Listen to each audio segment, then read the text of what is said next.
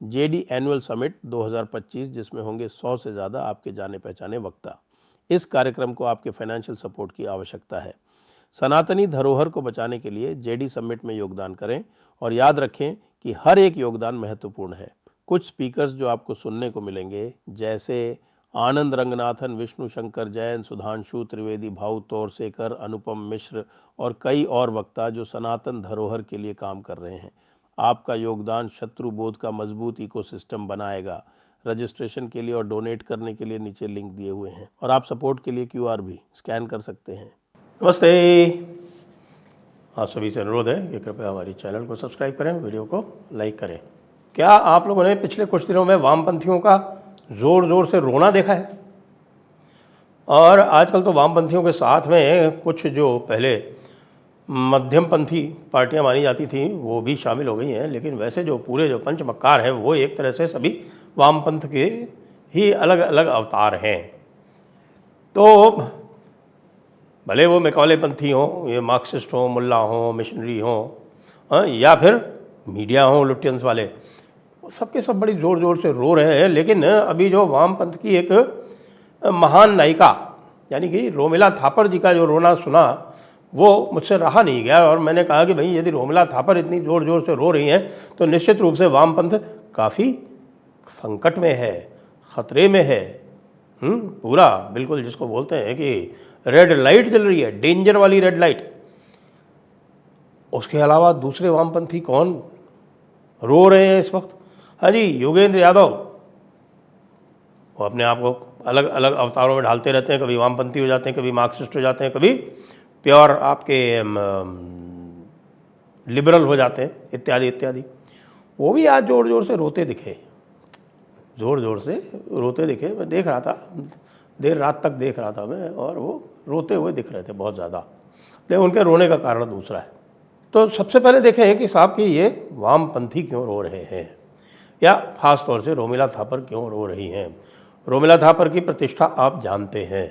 रोमिला थापर जो है उनको हमारे लेफ्टिस्ट ने, और ये कहें कि हमारी एकेडमिया ने, जो कि अपनी प्रकृति से, अपनी तासीर से लेफ्टिस्ट ही है, उसने उनको एक महान इतिहासवेत्ता के पद पर प्रतिष्ठापित कर रखा है। वो प्राचीन इतिहास की प्रोफेसर एमेरिटस हैं JNU में, प्राचीन इतिहास की, जबकि उनकी स्वयं की स्वीकारोक्ति के अनुसार, कन्फेशन के अनुसार उनको संस्कृत नहीं आती। आप ये सोच नहीं सकते हैं कि चाहे यूनिवर्सिटी सिस्टम जो चलता है जो वेस्ट में, जिसको यहाँ भारत में कॉपी किया जाता है, उसमें कोई भी व्यक्ति जो यहूदियों को स्टडी कर रहा हो, जो यहूदियों की इतिहास लिख रहा हो, उसको हिब्रू ना आती हो, या फिर कोई भी प्राचीन यूरोपियन इतिहास लिख रहा हो और उसको लैटिन और ग्रीक ना आती हो, उसको PhD नहीं मिलेगी। यदि वो ये अपनी सामान्य लैटिन और ग्रीक क्षमता का प्रदर्शन ना कर सका तो उसको इंग्लैंड के भी किसी कॉलेज से डिग्री नहीं मिलेगी। क्योंकि आप प्राचीन यूरोप का इतिहास यदि पढ़ रहे हैं तो प्राचीन यूरोप के इतिहास में आपको लैटिन और ग्रीक तो आनी पड़ेगी। आपको रोमन एम्पायर का इतिहास पढ़ना है, आपको ईस्टर्न रोमन एम्पायर का इतिहास पढ़ना है, और आपको ग्रीक और लैटिन नहीं आती। संभव ही नहीं है कि आपको डिग्री मिल जाए। लेकिन यहाँ न केवल डिग्री मिली, उनको प्रतिस्थापित कर दिया गया एंशंट हिस्ट्री के बहुत बड़े इतिहासवेत्ता के रूप में। जानते हैं क्यों? क्योंकि वो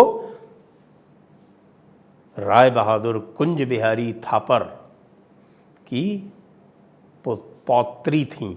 पौत्री जी, राय बहादुर कुंज बिहारी थापर के पुत्र थे प्राणनाथ थापर। प्राणनाथ थापर के सुपुत्र कौन हैं? हमारे मिस्टर कर्ण थापर, जो आप जानते हैं कि अपनी, जिसको हम ये कह सकते हैं कि अपने बौद्धिक भ्रष्टाचार से पूरे देश को त्रस्त किए रहते हैं। लेकिन आखिरकार रो क्यों रही थी रोमिला थापर, और रो क्यों रहे थे योगेंद्र यादव? देखिए, रोने का उस समय का तात्कालिक कारण तो था, लेकिन आगे और भी रो रहे होंगे, क्योंकि उनके इस कथन के बाद कि भाई जेएनयू की स्थिति बहुत ख़राब हो गई है। जेएनयू जो है वो ख़त्म कर दी गई है, बिल्कुल जेएनयू का सत्यानाश कर दिया गया है, ये उन्होंने कहा। ये जेएनयू का सत्यानाश कर दिया गया है और आज की जो इतिहास जो लिखा जा रहा है वो अंग्रेज़ों के इतिहास के समान है। भाई ये तो सुनकर हम पूरी तरह से व्यथित हो गए, क्योंकि अंग्रेज़ों का जो इतिहास था वही तो इन्होंने सीखा था। वो colonial history, Aryan invasion theory वाली, वो तो अंग्रेज़ों की ही लिखी हुई थी।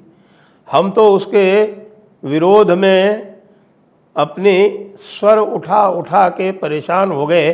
बड़ी मुश्किल से कुछ थोड़ा बहुत 11 वर्ष में एनसीईआरटी को अंतर पड़ा है लेकिन उसको पढ़ के एक दूसरे लिबरल हैं जो घोर वामपंथी हैं और घोर हिंदू विरोधी हैं, उनको तो वेद भी नहीं पसंद है। उन्होंने तो वेदों के ऊपर भी सुप्रीम कोर्ट में बैठ के, बेंच के ऊपर बैठ के रिमार्क कस दिया था। रोहिंटन नरीमन वो भी बहुत दुखी है।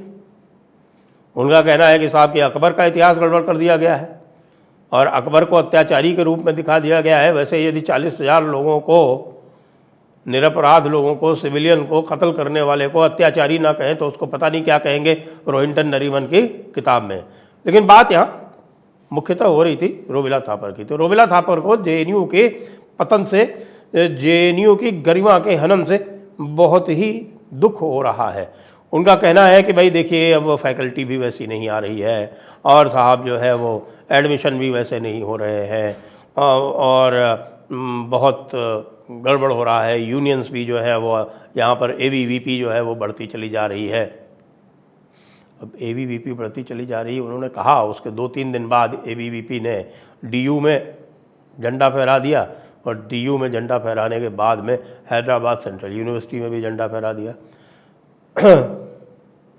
और हैदराबाद सेंट्रल यूनिवर्सिटी में जिस तरह के नारे लगे उसको तो ये सुना होगा रोमिला थापर जी ने, तो बिल्कुल उनका दिल ही बैठ गया होगा। वैसे भी 93 वर्ष की हैं और उम्र के अंतिम पड़ाव पर हैं, तो मुझे लगता है कि ऐसा कष्ट सहने की उनको आदत नहीं होगी। और मैं कहता हूँ ये हैदराबाद सेंट्रल यूनिवर्सिटी वालों से कि आपको इस तरह के नारे लगाने की क्या आवश्यकता है कि अजमल को देंगे आज़ादी, कासिम को देंगे आज़ादी, कसाब को देंगे आज़ादी, आतंकवादियों को देंगे आज़ादी।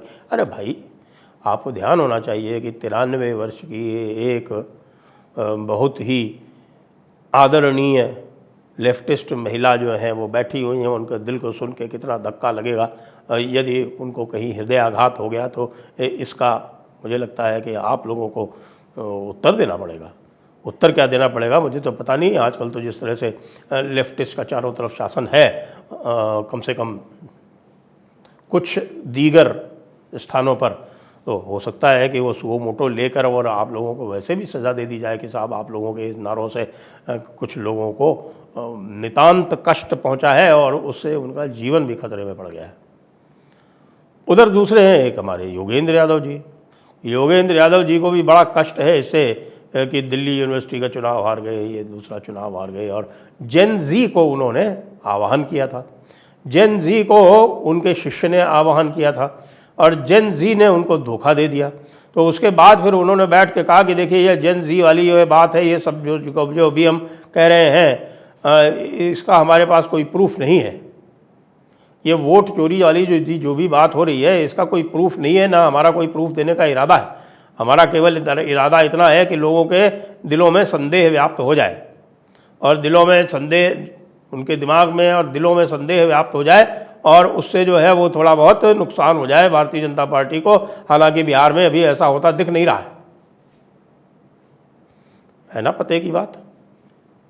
उसके बाद भाई कांग्रेस उनसे बताते हैं नाराज़ हो गई। कांग्रेस ने नाराज़ होके और कुछ उल्टी पुल्टी बातें उनको कह दी और उनकी जो क्लिप थी उसको कांग्रेसी नहीं शेयर कर रहे थे, उसको जो उनके विरोधी यानी जिनको वो राइट विंगर्स कहते हैं, हालांकि राइट विंगर्स यहाँ कोई नहीं है यहाँ पर, या तो मिडिल फिंगर्स है और या फिर यहाँ पर नेशनलिस्ट्स हैं। तो वो नेशनलिस्ट वालों ने और मिडिल फिंगर वालों ने क्या किया कि उन्होंने वो जो क्लिप उन्होंने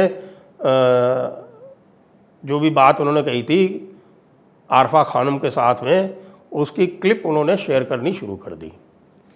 अब क्लिप नॉर्मली आप उसकी शेयर करते हो जिसकी आप प्रशंसा करना चाहते हो, जिसका आप गुणगान करना चाहते हो, लेकिन बिना कुछ कहे ये क्लिप शेयर होने लगी और ये क्लिप शेयर होने के बाद में हमारे युवा जो है वो बुरी तरह से रुष्ट हो गए और उन्होंने कहा कि बीजेपी आईटी सेल के पास कोई काम नहीं है और बीजेपी आईटी सेल जो है मेरी क्लिप क्यों शेयर कर रहा है। अरे भाई, कोई गलत काम कर रहा है, कोई कमेंट भी नहीं कर रहा है, तो आपका जो चरित्र है वो दिखा रहा है।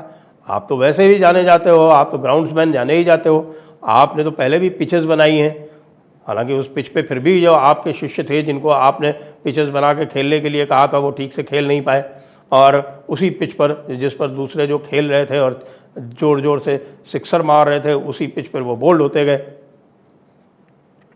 ये सब करने के लिए भाई एक विशेष प्रकार की बेशर्मी चाहिए, और वो विशेष प्रकार की बेशर्मी जो है वो वामपंथियों में है।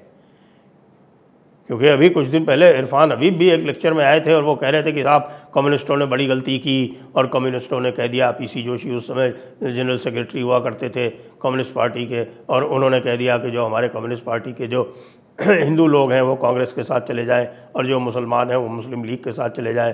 उन्होंने कम्युनिस्ट पार्टी का भी पार्टीशन कर दिया, 2 नेशन थियरी लगा दी।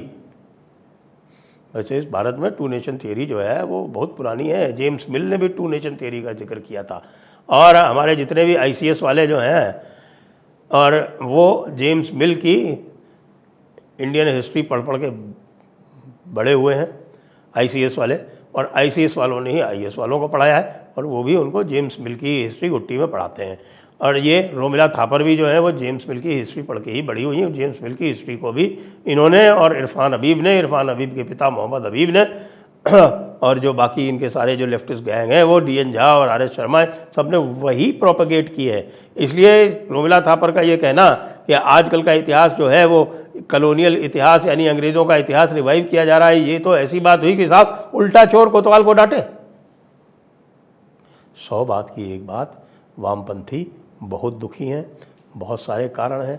एक तो पाकिस्तान दुखी है इसलिए भी दुखी हैं, JNU दुखी है यानी JNU के वामपंथी दुखी हैं इसलिए भी दुखी हैं, राहुल गांधी दुखी हैं इसलिए भी दुखी हैं। बस दुख इनका पीछा नहीं छोड़ रहा। जय हिंद, जय भारत, वंदे मातरम।